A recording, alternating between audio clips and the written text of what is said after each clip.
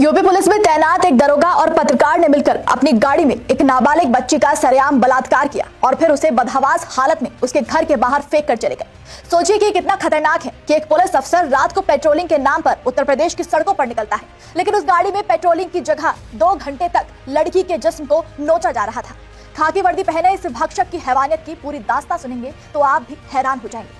नमस्कार, हमारे खास शो ये हिंदुस्तान है, संविधान से चलेगा में आपका स्वागत है और मैं हूं आपके साथ महक सादाई।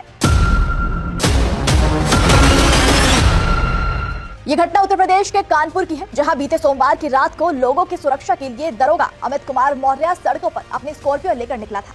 ध्यान से देखिए इस काली स्कॉर्पियो को, जिस पर साफ साफ पुलिस लिखा हुआ है। लेकिन इस दौरान दरोगा अकेले अपनी गाड़ी में नहीं था, उसके साथ उसका पत्रकार दोस्त शिवबरन भी था। कानपुर से न्यूज 24 के संवाददाता अमित सिंह से मिली जानकारी के मुताबिक यूं तो दरोगा की तैनाती बिठूर थाने में थी, लेकिन घटना के वक्त वो सचेंडी में मौजूद था, क्योंकि सचेंडी में एक लड़की के साथ उसने गंदा काम जो किया। सोमवार रात करीब 10 बजे नाबालिग लड़की अपने घर से निकली। इस दौरान वहां से स्कॉर्पियो में गुजर रहे दरोगा और पत्रकार की नजर मासूम लड़की पर पड़ी। लड़की को अकेले अंधेरी रात में देखकर दोनों की हैवानियत जाग उठी। दोनों ने अपने पद की गरिमा को भस्म करके लड़की को गाड़ी में खींच लिया। इससे पहले कि लड़की चिल्लाती और कोई लड़की की मदद करने आता, उससे पहले ही दोनों गाड़ी को सचेंडी में रेलवे ट्रैक के किनारे सुनसान जगह पर ले गए और फिर दोनों ने स्कॉर्पियो के अंदर ही लड़की के साथ रेप किया। करीब 2 घंटे तक लड़की के साथ इन्होंने दरिंदगी की, हैवानियत की और फिर लड़की की हालत बिगड़ते देख उसे उसके घर के बाहर फेंक कर फरार हो गए। पीड़िता के भाई ने बताया कि रात करीब 12 बजे मैंने देखा कि बहन घर के बाहर बदहवास हालत में पड़ी है। हम उसे अंदर लेकर गए और होश में लाए। इसके बाद उसने हमें घटना के बारे में बताया। उल्टा सीधा करके घर आई, रोने लगी। तो हमने पूछा उससे घर आने पे कि बहन कहाँ थी, तो उसने बताया कि भैया हम गए थे शौच के लिए।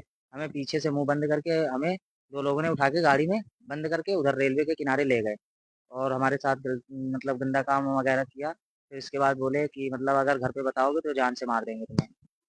तो वो मतलब वहीं पे खड़े थे, तो हमने पूछा उनसे कि मतलब किस लिए हो, तो भैया बोले कि मतलब कि उतर के आएगा, तो हम लोग चले गए वहाँ से घर। हाँ, वो गाड़ी के अंदर थे और वो लड़का भी था। नहीं, नाम हम कुछ नहीं देखा था और वो लड़का जो था वो बगल के गाँव का था, उसका नाम शिवकरण था। फिर बहन आई तो उसने बताया कि भैया हमारे साथ ऐसा-ऐसा बात है, तो हमने रात में 100 नंबर को फ़ोन किया। फिर प्रशासन घर आई, फिर सुबह जो है चौकी गए, तो चौकी में वो लड़का मौजूद था। तो बहन ने उसको देखा तो तुरंत पहचान लिया, बोली भैया इसी ने हमारे साथ गलत काम मतलब गलत संबंध बनाया और जान से मारने की धमकी दी। और फिर जब हम सुबह चौकी से थाने के लिए आ रहे थे, तो उसके भाइयों ने हमें रास्ते में गाड़ी लगा के जान से मारने के 2-4 थप्पड़ मारे, गाली दी, तब फिर हमने 100 नंबर किया फ़ोन। पुलिस ने बोला कि थाने चलो, वहीं रिपोर्ट। वीडियो में साफ सुना गया कि इस हरकत के बाद पत्रकार शिवबरन ने लड़की के परिवार को जान से मारने की धमकी भी दी और कहानी यहीं खत्म नहीं हुई। वो कहते हैं ना कि जुर्म करने वाला तो अपराधी है ही, लेकिन उस जुर्म को अनदेखा करने वाले, उसे छुपाने वाले या हाथ पर हाथ रखकर उसे देखते रहने वाले भी बराबर के अपराधी होते हैं। यहाँ एक पुलिस अफसर ने रेप किया तो पूरा पुलिस महकमा उस अपराध को छुपाने में लग गया, लड़की को धमकाकर कहानी बदलने में लग गया। यानी 2 नहीं कई लोग अपराधी बने हैं। खुद लड़की के भाई ने बताया कि पहले पुलिस मुझे और बहन को भीमसेन चौकी पर लेके गई, लेकिन जब हमने बताया कि आरोपियों में से एक पुलिस वाला है तो हमें चौकी से भगा दिया गया। इस दौरान वो पत्रकार भी वहीं मौजूद था, जिसके बाद मंगलवार को जब लड़की के परिजन पुलिस अफसरों के पास पहुंचे तो पुलिस ने उनकी रिपोर्ट तो दर्ज की, लेकिन आरोपियों के नाम हटवा दिए। अज्ञात के खिलाफ गैंगरेप और अपहरण की धाराओं में रिपोर्ट दर्ज की गई। मुकदमा दर्ज होने के बाद मंगलवार देर रात किशोरी का मेडिकल करवाया गया। पीड़िता ने बताया कि घटना के बाद से उसका मोबाइल पुलिस ने जब्त कर लिया था। मेडिकल के बाद भी पुलिस ने उसे घर नहीं भेजा। परिजनों के अनुरोध पर पुलिस ने कहा कि कोर्ट में बयान दर्ज कराने के बाद ही घर भेजा जाएगा। उसे रात करीब 3 बजे छोड़ा गया। इस दौरान आरोपी दरोगा अमित कुमार मौर्य ने धमकाते हुए उसे कहा कि अगर मेरा झूठा नाम आया तो तुम पर कार्रवाई करूंगा। नाबालिग से गैंगरेप मामले में डीसीपी वेस्ट दिनेश चंद्र त्रिपाठी को भी हटा दिया गया है, क्योंकि उनके क्षेत्र का मामला था और उसमें लापरवाही बरती गई और सचेंडी इंस्पेक्टर विक्रम सिंह को सस्पेंड कर दिया गया। विक्रम सिंह पर आरोप है कि मुकदमे में उन्होंने पॉक्सो एक्ट की धाराएं नहीं लगाई। तथ्यों को तोड़ मरोड़ कर पेश किया गया। बुधवार को पुलिस कमिश्नर रघुवीर लाल ने डीसीपी वेस्ट दिनेश चंद्र त्रिपाठी को हटाकर डीसीपी हेडक्वार्टर से अटैच कर दिया, जिसके बाद मामला बढ़ा तो पुलिस एक्टिव हुई और घटना में इस्तेमाल की गई स्कॉर्पियो को पुलिस ने जब्त कर लिया। गैंगरेप के मामले की जांच एडीसीपी वेस्ट कपिल देव सिंह को सौंपी गई है। एडीसीपी वेस्ट ने बुधवार को जांच शुरू की। पत्रकार शिवबरन को बुधवार को गिरफ्तार कर लिया गया और आरोपी दरोगा अमित कुमार मौर्य फिलहाल फरार है, जिसकी तलाश में 4 टीमें लगाई गई हैं। एडीसीपी सचेंडी में सबसे पहले रेलवे ट्रैक के किनारे पहुंचे, जहां पीड़िता ने अपने साथ गैंगरेप होने की बात बताई थी। इस दौरान उन्होंने घटनास्थल के आसपास मौजूद दुकानदारों से पूछताछ की। वहीं फोरेंसिक टीम ने मौके से सबूत भी जुटाए। लड़की के भाई ने यह भी आरोप लगाया कि दरोगा गश्त के नाम पर अक्सर स्कॉर्पियो से घूमता है। फिलहाल आरोपी दरोगा की लगातार धमकियों से परिजन डरे हुए हैं। जानकारी के मुताबिक कुछ समय पहले तक आरोपी दरोगा अमित कुमार मौर्य भीमसेन चौकी प्रभारी था। कुछ दिन पहले डीसीपी वेस्ट दिनेश चंद्र त्रिपाठी ने उसका तबादला बिठूर थाने में किया था, लेकिन अभी उसकी रवानगी नहीं हुई थी। भीमसेन चौकी के नए प्रभारी छुट्टी पर थे। इस दौरान दरोगा का क्षेत्र में आना जाना बना रहा। जांच में सामने आया कि दरोगा की पत्रकार शिववरण से दोस्ती है और दोनों को साथ साथ जाते हुए भी देखा गया था। पुलिस कमिश्नर ने स्पष्ट किया कि आरोपी दरोगा के खिलाफ कड़ी कार्रवाई की जाएगी। कल सचिंडी थाने में एक एफआईआर पंजीकृत होती है। एक बालिका के खिलाफ रेप का मुकदमा पंजीकृत कराया जाता है और वो अज्ञात में लिखा जाता है।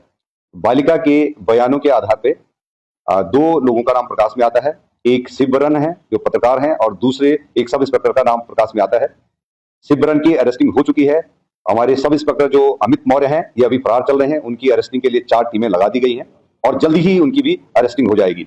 महिला के जो बच्ची की जो एफआईआर पंजीकृत हुई है सही धाराओं में पंजीकृत न करने के लिए और तथ्यों के साथ छेड़छाड़ करने के लिए और सही स्थिति को वरिष्ठ अधिकारियों तक न पहुंचाने की लापरवाही के लिए थानाध्यक्ष को तत्काल प्रभाव से निलंबित कर दिया गया है। आगे की कार्रवाई जैसे मेडिकल की कार्रवाई और कोर्ट मजिस्ट्रेट के सामने जो बयान बच्ची के होने हैं वो कार्रवाई कराई जा रही है। सोचिए कि एक गाड़ी जिस पर पुलिस लिखा हो, जिसे देखकर लोगों को सुरक्षित महसूस होना चाहिए। असल में उस गाड़ी में एक दरोगा और एक पत्रकार ने इतनी घिनौनी हरकत की। दोनों ही पद ऐसे हैं जिनसे देश के लोकतंत्र की जवाबदेही है और दोनों के पदों को शर्मसार किया गया। इससे बुरा देश के लिए और क्या हो सकता है। ऐसे जघन्य अपराधों के लिए क्या कहता है हमारे देश का कानून, चलिए जान लेते हैं। भारतीय न्याय संहिता की धारा 63 बलात्कार को परिभाषित करती है। किसी महिला की सहमति के बिना उसके साथ यौन संबंध बनाना बलात्कार माना जाता है। भारतीय न्याय संहिता की धारा 64 बलात्कार के अपराध के लिए दंड का प्रावधान करती है। बलात्कार करने वाले व्यक्ति को कम से कम 10 साल की कठोर कारावास की सजा, जो आजीवन कारावास तक हो सकती है, और जुर्माने से दंडित किया जाएगा। पॉक्सो एक्ट की धारा 3 18 वर्ष से कम उम्र के बच्चे के साथ यौन क्रियाएं करने से संबंधित है, जिसमें यौन अंग या गुप्तांग से प्रवेश करना या उसे छूना भी शामिल है। ऐसा अपराध करने वालों के खिलाफ कम से कम 10 साल के कारावास से लेकर आजीवन कारावास तक की सजा और जुर्माने का प्रावधान है। पॉक्सो एक्ट की धारा 4 पेनिट्रेटिव सेक्सुअल असॉल्ट के लिए सजा से संबंधित है। इसके अनुसार व्यक्ति को कम से कम 10 साल की कैद से लेकर आजीवन कारावास तक की सजा और जुर्माना हो सकता है। यदि यह हरकत 16 वर्ष से कम आयु के बच्चे के साथ की जाती है तो सजा 20 साल से लेकर